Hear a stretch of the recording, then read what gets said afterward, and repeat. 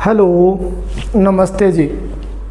आज अपने एक नए टॉपिक की शुरुआत करने जा रहे हैं। डीआई आज मैं पढ़ाने वाला हूं आप लोगों को, डाटा इंटरप्रेशन की बात करेंगे।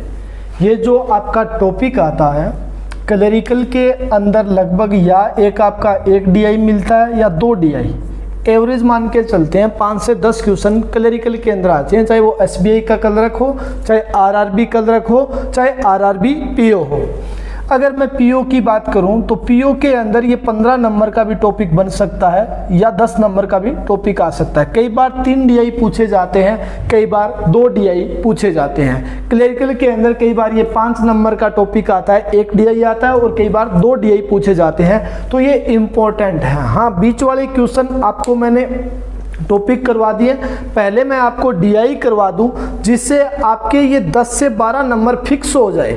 मैथ के अंदर 10 से 12 नंबर ये डीआई वाले फिक्स हो जाए, तो पहले मैं आपको डीआई करवा रहा हूं। ये डीआई आपको करवाने के बाद में आपको टॉपिक साथ साथ आपके चलते रहेंगे। कोशिश करूंगा कि बीच बीच में आपके टॉपिक के भी वीडियो में डालता रहूं। तो आज हम डीआई की बात कर रहे हैं। देखिएगा क्या करना है। डीआई को करने से पहले आपको क्या करना है, शुरुआत करने से पहले आपको डीआई के जो निर्देश देते हैं, इंस्ट्रक्शन मिलते हैं, उनको जरूर पढ़ना है। वहां पर आपको समझना है कि डीआई पूछना क्या चाहता है। ये आपको इंस्ट्रक्शन दिए गए हैं ऊपर वाले। क्या कह रहा है, 5 संस्थान ए बी सी डी तथा ई में दौरा करती है तथा 2 सत्रों की चयन प्रक्रिया पहले लिखित परीक्षा तथा फिर साक्षात्कार अपनाती है। कहने का मतलब ये हुआ कि 2 संस्थाएं हैं जो मान लीजिए कि दौरा करेगी और वो कह रहा है कि पहले वो लिखित परीक्षा लेगी, रिटन एग्जाम लेगी। अगर रिटन एग्जाम पास होगा आपका तो आपका क्या लिया जाएगा, साक्षात्कार अपनाया जाएगा। इसका मतलब इंटरव्यू लिया जाएगा। पहले लिखित परीक्षा होगी, रिटन एग्जाम होगा और बाद में क्या होगा, साक्षात्कार का मतलब क्या हुआ, इंटरव्यू लिया जाएगा।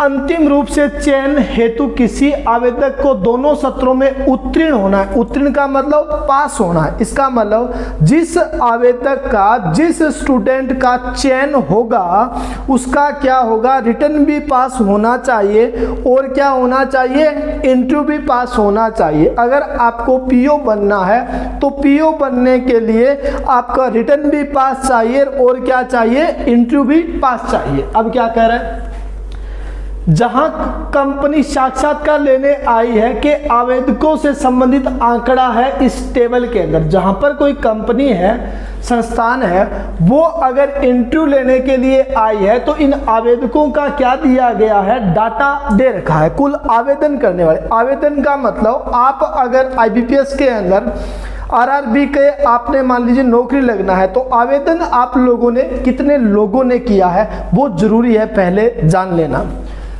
अब देखो, ये संस्थान के नाम है आपके पास ए बी सी डी और ई। कुल आवेदक की संख्या है 1800, 1250, 1600, 1500 और 2200। लिखित परीक्षा उत्तीर्ण करने वाले आवेदकों का परसेंट, इसका मतलब जिसने रिटन पास किया उसका क्या है, परसेंट गिवन है। अब एक चीज आप मेरे को यहां पर समझा दें कि अगर ए संस्थान के अंदर अगर लिखित परीक्षा पास करने वाले अगर 3% हैं तो लिखित परीक्षा में फेल होने वाले कितने हो जाएंगे, 70%। 70% कैसे हो जाएंगे, क्योंकि टोटल परसेंट क्या होता है, 100% होता है। टोटल परसेंट कितना होता है, 100। अगर लिखित परीक्षा पास करने वाले अगर 30% है तो फेल वाले कितने हो जाएंगे, 70% हो जाएंगे। इतनी बात समझ में आई है क्या। अगर मान लो पास करने वाले 20% होंगे तो फेल वाले कितने हो जाएंगे, 80% हो जाएंगे। अगर फेल वाले मान लो 75% होंगे तो पास वाले कितने हो जाएंगे, 25%, क्योंकि टोटल परसेंट क्या होता है, 100% होता है, 100% होता है। इतनी बात समझ में आई है क्या। अब देखते हैं, पहले क्वेश्चन के ऊपर चलते हैं। जिस प्रकार से ये पूछ रहा है उसी को हम अपनाएंगे। देखिएगा पहला क्वेश्चन क्या कह रहा है आप लोगों से, संस्थानों ए बी सी तथा ई में लिखित परीक्षा उत्तीर्ण होने वाले अभ्यर्थियों की औसत संख्या क्या है। एवरेज बताना है। देखो एवरेज कैसे बताया जाता है, अगर एवरेज बताना होता है तो योग के अंदर भाग दिया जाता है किसका, संख्या का, तो आपके पास में क्या निकल कर आ जाता है, एवरेज निकल कर आ जाता है। इतनी बात समझ में आई है क्या?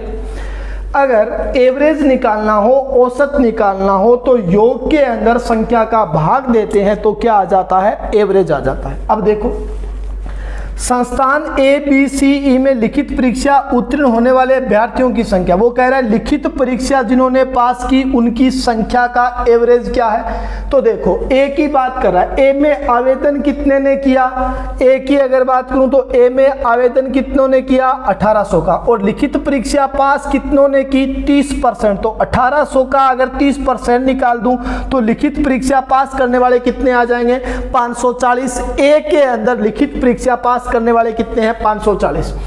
बी की बात कर रहा है, तो देखो बी की अगर बात करूं तो बी के अंदर आवेदन करने वाले कितने हैं, 1250 का, लिखित परीक्षा पास करने वाले कितने हैं, 400। तो देखो 10% कितना हो गया, 125, तो 40% कितना हो गया, 500 हो गया साहब। अब सी की बात कर रहा है, तो सी के अंदर वो कह रहा है कि 1600 आवेदन है और इसका 25% को 1/4 लिख सकता हूं क्या, इसका मतलब कितना हो गया, 400। इस 25% को क्या लिख सकते हैं, 1/4। अब ई की बात कर रहा है, तो ई के अंदर कितने हैं आपके पास में आवेदन करने वाले कितने हैं, 2400 का 45% लिखित परीक्षा पास करते हैं, तो संख्या में कितने करेंगे, ये सम संख्या है क्या, तो 12, ये कितना आया 9, 12 नीमा कितना हो गया 108, तो कितने हो गए 1000, कितने हो गए 80 हो चुके हैं। इतनी बात समझ में आई क्या?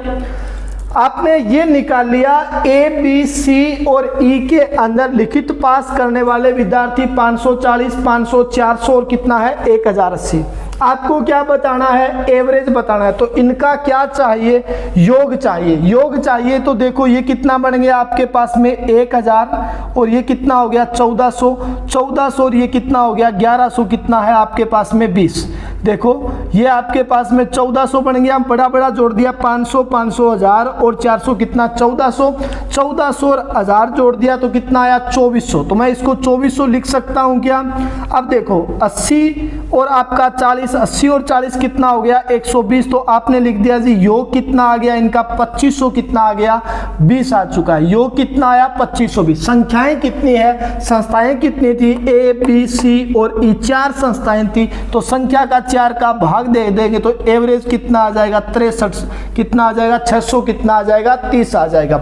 6 चौका कर दिया 24, 4 दिया कितना 12, 63 चौका कितना होता है 252 होता है। साहब बात समझ में आई है क्या? आपके दिमाग और भेजे में बैठ रही है क्या ये बात? ये टॉपिक आपके पेपर में देखने को मिलेगा, डीआई आपके पेपर में आएंगे और ये बहुत बड़ा टॉपिक है। अगर आपको डीआई के अंदर मास्टरी है तो बैंक में नौकरी लगने से दुनिया की कोई ताकत नहीं रोक सकती। अगर डीआई आपको अच्छे से आते हैं तो आप नौकरी 100% ले सकते हैं। दूसरा क्वेश्चन क्या कह रहा है, देखो 2 नंबर की बात कर रहा हूं, तो इसका आंसर तो कितना हो गया आपके पास में 600, कितना आया था 30 हो गया। अब वो कह रहा है संस्थान बी में लिखित परीक्षा उत्तीर्ण न कर पाने वाले आवेदकों की संख्या। वो कह रहा है संस्थान बी के अंदर लिखित परीक्षा उत्तीर्ण न कर पाने वाले आवेदकों की संख्या। तो आवेदन कितनों ने किया है 1250 ने, बी की बात कर रहा हूं, आवेदन करने वाले हैं। अगर वो कह रहा है परीक्षा उत्तीर्ण न कर पाने वाले, इसका मतलब अगर ये 40% है तो ये कितना हो जाएगा 60%। ये कितना हो जाएगा 60%। 60% क्या होगा, अगर पास 40% कर रहे हैं तो पास न होने वाले, उत्तीर्ण का मतलब होता है पास न होने वाले कितने हो जाएंगे 60%। तो मैं कह दूं जी इसका 60% निकाल दिया तो 600 और कितना हो गया 750। तो 750 लोगों ने क्या किया है, लिखित परीक्षा के अंदर पास नहीं है। इतनी बात समझ में आई है क्या?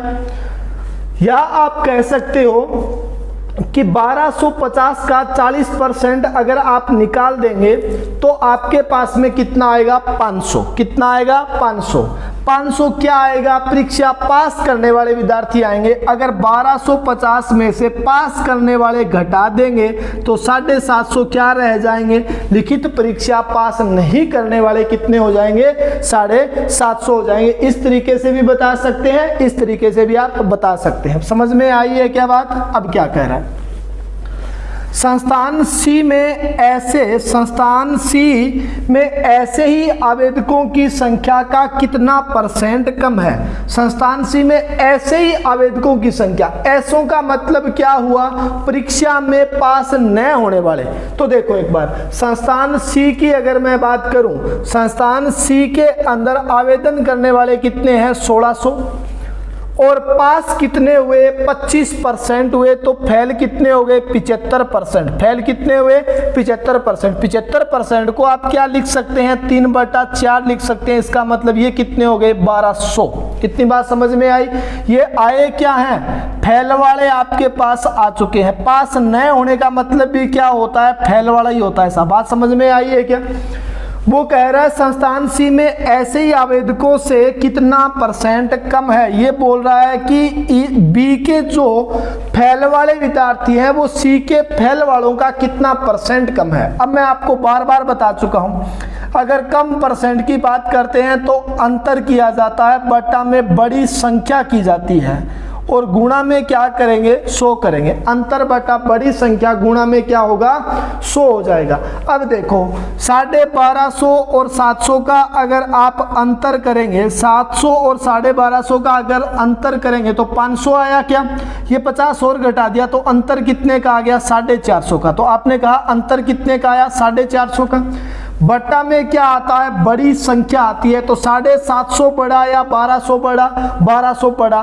तो बट्टा में 1200 और गुणा में क्या कर देंगे? 100 कर देंगे। तो 2 0 से 2 0 काट दी, 2 0 से 2 0 कट गई। अगर इसको काटूंगा तो आपने कह दिया ये आपके पास में कितना आ जाएगा? इसको अगर 3 के पहाड़े से काटेंगे तो ये 150 बन जाएगा, इसको काटेंगे 4 आ जाएगा। अब देखो 37 चौका 148, 2/4 का मतलब 37 से ही 1/2% ये क्या हो गया?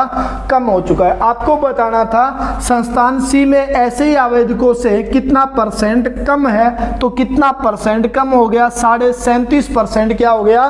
कम हो चुका है। अगर संख्या में पूछता कि कितना कम है तो आप बताते कितना कम? 450 कम। बात समझ में आई है कि आपके?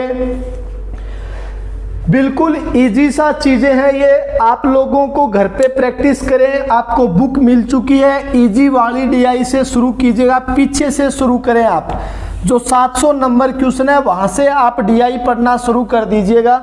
इजी से शुरू करेंगे तो टफ अपने आप होते जाएंगे, क्योंकि पहले बेसिक सीखना आपको बहुत जरूरी है इन DI का। देखिएगा नेक्स्ट क्वेश्चन क्या कह रहा है।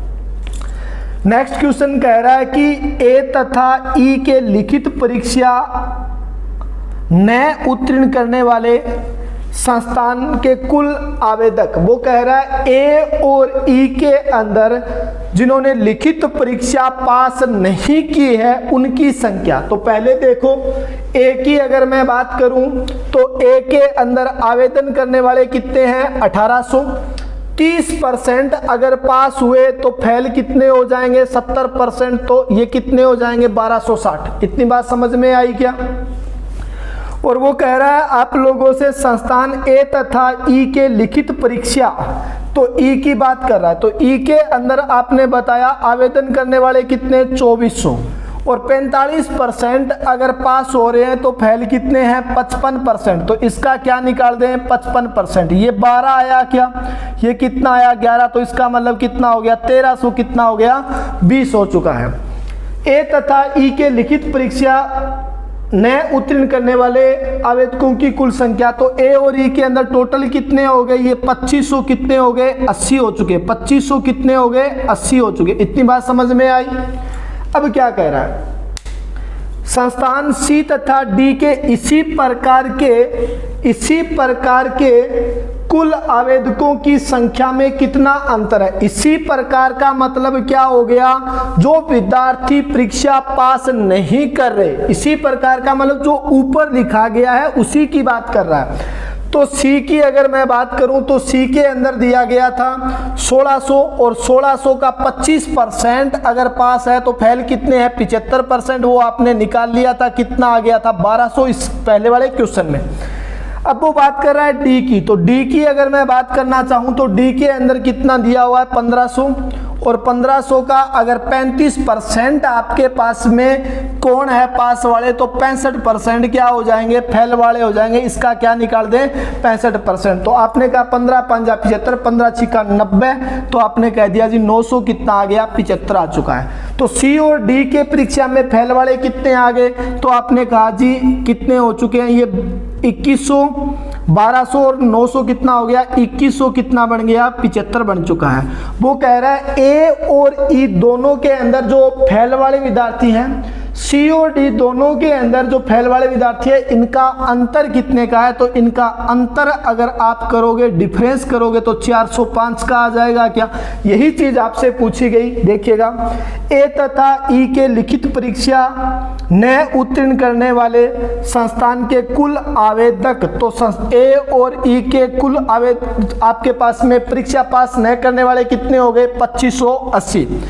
वो कह रहा है तथा संस्थान सी तथा डी के इसी प्रकार का मतलब क्या हो गया, जो परीक्षा पास नहीं कर रहे हैं उनका टोटल, तो उनका टोटल कितना हो गया 2100 कितना 75 के कुल आवेदकों की संख्या में अंतर कितने का है, तो अंतर कितने का हो गया 400 कितने का बन गया 5 का अंतर हो चुका है। इतनी बात समझ में आई है क्या आप लोगों के, समझ में आई। तो नेक्स्ट क्वेश्चन के ऊपर चलते हैं। नेक्स्ट क्वेश्चन की बात कर रहा हूं मैं आपसे। अब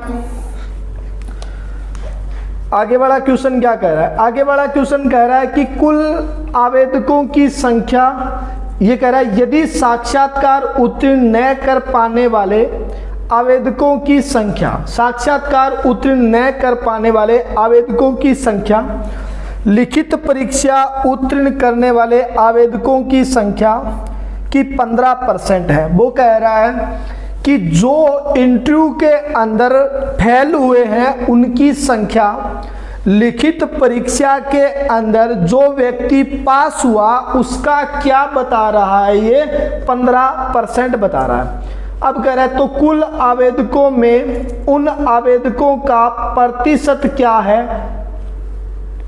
यहां पर एक लाइन मिस प्रिंट हो चुकी है जी, एक बार मैं देख लेता हूं क्वेश्चन क्या कह रहा है आपसे।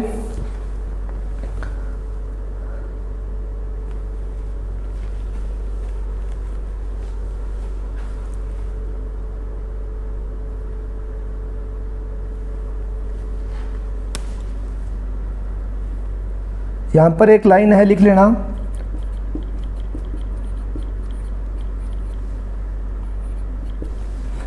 हाँ जी देखिएगा, वो कह रहा है यदि साक्षात्कार उत्तीर्ण न कर पाने वाले आवेदकों की संख्या लिखित परीक्षा उत्तीर्ण करने वाले आवेदकों की 15%, तो कुल आवेदकों में उन आवेदकों का प्रतिशत क्या है जिन्होंने संस्थान बी में साक्षात्कार उत्तीर्ण नहीं किया। तो सबसे पहले आपको पता करना पड़ेगा, एक बात का पता करना पड़ेगा कि बी के अंदर लिखित परीक्षा में पास वाले कितने हैं। तो पहले आवेदन वाले कितने हैं, बी की अगर बात करूं तो 1250, और लिखित परीक्षा में पास वाले कितने आ गए 500। ये क्या किए हैं, लिखित परीक्षा के अंदर क्या है, ये पास है। इतनी बात समझ में आई। अब वो कह रहा है यदि साक्षात्कार उत्तीर्ण न कर पाने वाले आवेदकों की संख्या लिखित परीक्षा उत्तीर्ण करने वाले आवेदकों का क्या है 15%। तो आपने पता कर लिया ना, बी के अंदर लिखित परीक्षा में पास कितने हुए हैं 500, और वो कह रहा है साक्षात्कार इंटरव्यू के अंदर फेल वाले, वो कह रहा है साक्षात्कार न उत्तीर्ण करने वाले। देखो यदि साक्षात्कार उत्तीर्ण न करने वाले, वो कह रहा है साक्षात्कार उत्तीर्ण न करने वालों का क्या है आपके पास में बताना है। वो क्या कह रहा है, साक्षात्कार उत्तीर्ण न करने वाले मतलब फेल होने वाले लिखित परीक्षा वालों का क्या है 15% होगा। इसका मतलब लिखित परीक्षा 500 का अगर 15% निकाल दूंगा तो साक्षात्कार के अंदर फेल वाले कितने आ जाएंगे 75 आ जाएंगे। इतनी बात समझ में आई। अब क्या कह रहा है, अब कह रहा है तो कुल आवेदकों में उन आवेदकों का प्रतिशत क्या है, उन आवेदकों का प्रतिशत का मतलब जो साक्षात्कार में फेल हुए हैं उनका प्रतिशत क्या है। तो देखो साक्षात्कार में फेल वाले कितने हैं 75, कुल आवेदकों का, तो कुल आवेदन करने वाले कितने थे? 1250 का कितना परसेंट है? तो इनटू में क्या कर दें? 100 कर दें। देखो जरा, एक जीरो से एक जीरो काट दिया, 25 दिया 75, और आपने कहा 25 पांजा 125, इसको काटा तो 2 आ गया, तो आपने कह दिया कि कितना परसेंट हो गया? जो साक्षात्कार के अंदर फेल वाले हैं, ये टोटल आवेदन करने वालों का कितना परसेंट है? 6% हो चुका है। बात दिमाग में बैठ रही है क्या? आपके दिमाग में बैठ रही है तो एक बार इस वीडियो को ध्यान से और देखना। अगर कोई आपको डाउट लग रहा है तो एक बार दोबारा चेक कर लेना। बहुत सारे डीआई मैं करवाने वाला हूं, आप लोगों को डाउट नहीं है। बिल्कुल प्री से लेकर के मेंस लेवल टॉपिक वाले डीआई आपको पढ़ाए जाएंगे, हर प्रकार की चीज पढ़ाएंगे, बस आपकी रेगुलरिटी होनी चाहिए साहब। नेक्स्ट क्वेश्चन के ऊपर आओ, स्क्रीनशॉट ले लेना,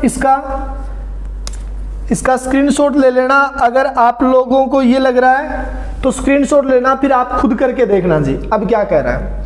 लास्ट क्वेश्चन 5 नंबर के ऊपर आओ। इसका 37.5% आया था, मैं आंसर लिख देता हूं, और इसका आंसर आया था 405, तो इसका 6% है जी। अब देखो, संस्थान F में संस्थान D की तुलना में कुल आवेदकों की संख्या 25% अधिक है। एक बात मेरे को आप ये समझा दो कि आपको इसके अंदर संस्थान F का जिक्र है क्या? इस टेबल में संस्थान F है क्या? नहीं है। तो संस्थान F का डाटा कहां से आएगा?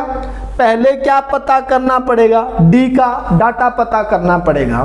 तो मैंने कहा, ये कह रहा है संस्थान F में संस्थान डी की तुलना में कुल आवेदन करने वालों की संख्या क्या है? 25% अधिक है। तो देखो एक बार, अगर मैं बात करूं डी की, तो डी के अंदर कुल आवेदन करने वाले कितने हैं? 1500। कुल आवेदन करने वाले कितने हैं? 1500। और वो कह रहा है एफ के अंदर क्या होगा? डी की तुलना में 25% अधिक होगा। तो 1500 का अगर 25% निकाल दूंगा तो 15 इंटू 25 क्लास में करवाया हुआ है, कितना होता है? 375। तो 375 क्या हो जाएंगे? अधिक हो जाएंगे। अधिक का मतलब ज्यादा हो जाएंगे। तो 1500 अगर इसमें होते तो दोनों क्या होते? बराबर। और इसमें क्या करना है? 375 ज्यादा करना है। इसका मतलब यहां पर कुल आवेदन करने वाले कितने आ गए? 1875 आ चुके। इतनी बात समझ में आई है क्या? वो कह रहा है कि संस्थान F के अंदर जो आवेदन करने वाले हैं वो D की तुलना में क्या है? 25% अधिक है। इसका मतलब अगर ये 1500 है, 1500 का 25% निकालिया तो संख्या में अधिक कितने? 375। तो 1500 प्लस का 375 कर दिया तो F के अंदर कितना हो गया? 1875। या आप कह सकते हैं कि 1500 का 25% अधिक है। अधिक होता है तो 100 में ऐड करके लिखते हैं। तो ये कितना निकाल दें? 125% अगर आप निकाल दोगे तो डायरेक्ट कितना आ जाएगा? यही संख्या आ जाएगी आपके पास में 1875। अगर कम की बात करता है तो 100 में से माइनस करते हैं, अधिक की बात करता है तो ऐड करते हैं साहब। चाहे आप इस तरीके से कर लें, चाहे आप इस तरीके से कर लें। अब क्या कह रहा है? अब कह रहा है आप लोगों से ऐसे आवेदकों की संख्या जिन्होंने F में लिखित परीक्षा उत्तीर्ण की, डी संस्थान के संगत अभ्यर्थियों की संख्या से 225 क्या है? अधिक है। वो कह रहा है F के अंदर जिन विद्यार्थियों ने लिखित परीक्षा पास की है, लिखित परीक्षा के अंदर जो विद्यार्थी उत्तीर्ण हुआ, उत्तीर्ण का मतलब पास हुआ, वो क्या होगा आपके पास में? डी का क्या होगा? 25% क्या होगा? अधिक होगा। संगत का मतलब डी के अंदर परीक्षा पास करने वाले विद्यार्थी। तो डी के अंदर तो पहले बता सकते हो ना आप लोग? बता सकते हैं। डी के अंदर आवेदन करने वाले कितने हैं? 1500। और 1500 का अगर 1500 का अगर 35% परीक्षा के अंदर पास होते हैं तो 525 लोगों ने परीक्षा पास की है क्या? इतनी बात समझ में आई? देखो 15 इंटू 35 करना है, बीच वाली संख्या 25 आएगी क्या? 25 का स्क्वायर 625 में से 100 घटा दिया तो 525 ने क्या की है? लिखित परीक्षा पास की है। अब वो कह रहा है कि एफ के अंदर क्या है? 225 लोगों ने ज्यादा परीक्षा पास की, तो एफ के अंदर कितने आ जाएंगे? 525 प्लस का 225 कर दूंगा तो कितने आ जाएंगे? 750 लोगों ने क्या की है? लिखित परीक्षा पास की है। इतनी बात समझ में आई? अब क्या कह रहा है? तथा इनमें से का मतलब 750 में से एफ के अंदर जिसने लिखित परीक्षा पास की, इनमें से 150 साक्षात्कार के उपरांत चयनित नहीं हुए। वो कह रहा है कि अगर 750 लोगों ने एफ के अंदर लिखित परीक्षा रिटन एग्जाम पास किया, उनमें से इंटरव्यू के अंदर साक्षात्कार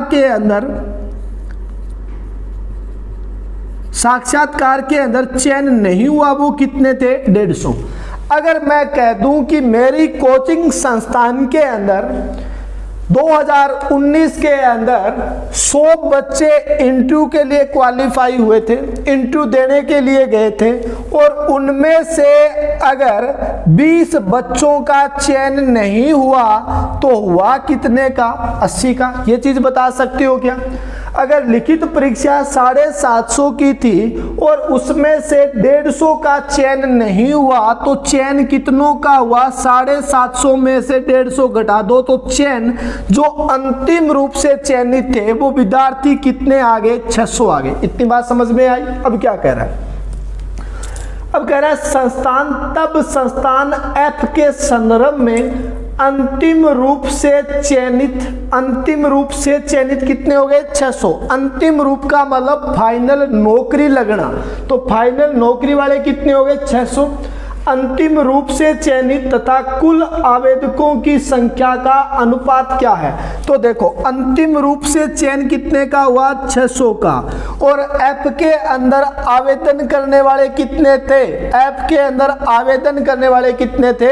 1875 थे। तो वो कह रहा है अंतिम रूप से चयनित और आवेदन करने वालों के बीच में जो अनुपात है वो अनुपात कितने का है? यही तो बताना है आप लोगों को। देखो 25 के पाड़े से काट देते, 25 दूआ 50 और 25 चौका 100।